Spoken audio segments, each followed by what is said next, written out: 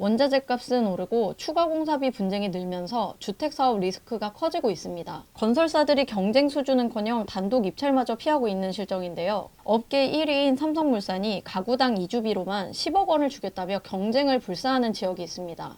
심지어 삼성물산이 대대적인 수주 전략까지 바꿔가면서 깃발 꽂기에 진심을 보이고 있는데요. 대체 어떤 곳일까요? 지금 한창 수주전이 펼쳐지고 있는 용산구 남영 업무지구 2구역 재개발 사업지입니다. 남영 2구역은 오는 8월 시공사 선정 총회를 앞두고 있는데요. 조합은 공사비로 한 평당 1,070만 원을 제시했고 현재 삼성물산과 HDC 현산이 사활을 걸고 수주전에 나서고 있습니다. 높은 공사비 때문에 경쟁 수주가 성사된 것이 아니냐는 시각도 있을 텐데요.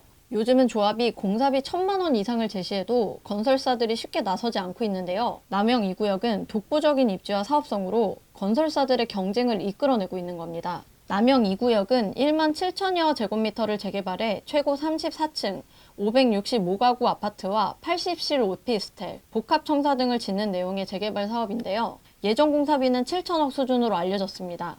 조합원은 110명 정도입니다. 임대를 제외하면 일반 분양분은 359가구입니다. 조합원의 3배가 넘는 숫자인데요.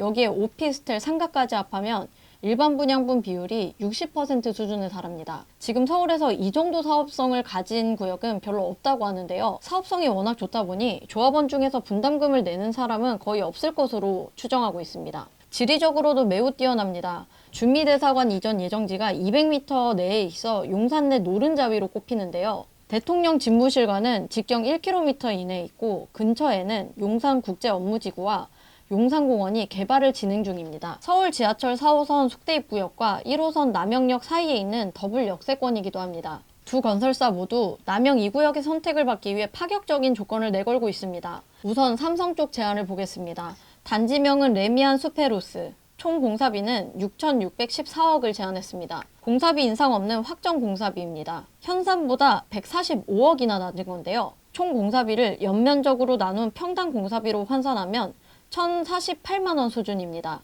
공사비는 기성불로 받겠다고 했습니다. 삼성 측은 사업 촉진비 1,120억 원도 약속했습니다. 조합원 가구당 10억 원씩 지원한다는 내용인데요. 미래 가치나 비용 절감 등까지 포함하면 한 가구당 약 21억 원의 이익을 볼 수 있다고도 주장합니다. 글로벌 설계사와 협업해 커뮤니티와 가구 평면 특화 설계도 적용합니다. 현사는 단지명으로 트리니티 아이파크를 내세웠습니다. 공사비는 총 6,759억 원을 제시했습니다. 평당 공사비는 1,058만 원으로 삼성보다 10만 원 높은 수준입니다.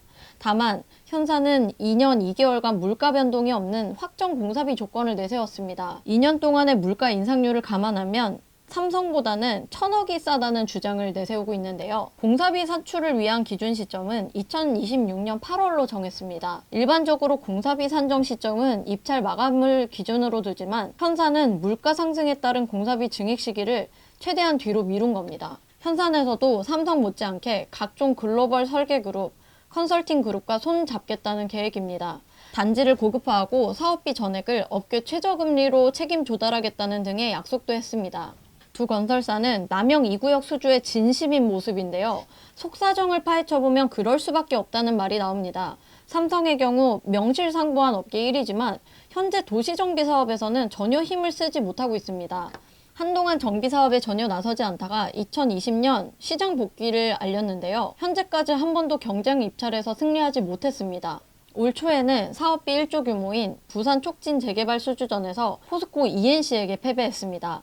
지금까지 삼성이 따낸 모든 수주 계약은 단독 입찰에 따른 수의 계약뿐입니다. 이번 남영 2구역 수주전에서 승리를 가져와야 삼성의 명예를 회복할 수 있는 그런 상황입니다. 업계에서는 이번에도 패배할 경우 삼성은 앞으로 한남 4구역이나 압구정 등 핵심 사업지에서 명함을 내밀기 어려워질 수 있다라고 보고 있습니다. 확실히 삼성에서도 이를 알고 전력을 다하는 모습입니다. 용산에 사업소를 배치하는 등 남영 2구역을 위해 수주 전략도 바꿨습니다. 남영 2구역을 따내 다른 용산 핵심 사업지를 수주하겠다는 목표를 내세우고 있습니다. 현산도 지금 이미지 개선이 절실한 상황인데요. 레미안을 잡아 아이파크 이미지를 다시 높여보겠다는 겁니다. 현산은 지난해 광주에서 붕괴와 부실 시공 등 대형 사고가 잇따라 터지면서 아이파크 브랜드 이미지가 크게 망가졌습니다. 사고 여파로 한동안 재개발, 재건축 시장에서 현산을 찾아보기 힘들었는데요. 최근 신용 등급을 부정적에서 안정적으로 바꾸는 등 실적이 개선되면서 다시금 도시정비 분야에 집중하려는 모습을 보이고 있습니다. 업계에서는 아직 승리한 전적이 없는 삼성을 상대로 하면 승산이 있다고 현산 측이 판단한 것 같다라고 보고 있습니다. 특히 현산은 본사가 용산에 있는데요. 홈그라운드를 뺏길 수 없다라는 반응도 작용했다고 보고 있습니다. 이처럼 요즘 재건축, 재개발 시장에서는 용산이 강남만큼 뜨겁습니다. 남영 2구역 다음으로는 한남 4구역 등 대형 사업지에서 수주전 조짐이 보이고 있을 정도인데요. 이 밖에도 청파동, 후암동, 효창동 등 다수 재개발 사업지와 서빙고 신동아, 청아 아파트 등 핵심 사업지가 있는데요. 두 건설사 모두 핵심 사업지 진출을 위해서라도 남영 2구역에서 치열한 자존심 싸움에 나설 것으로 예상되고 있습니다.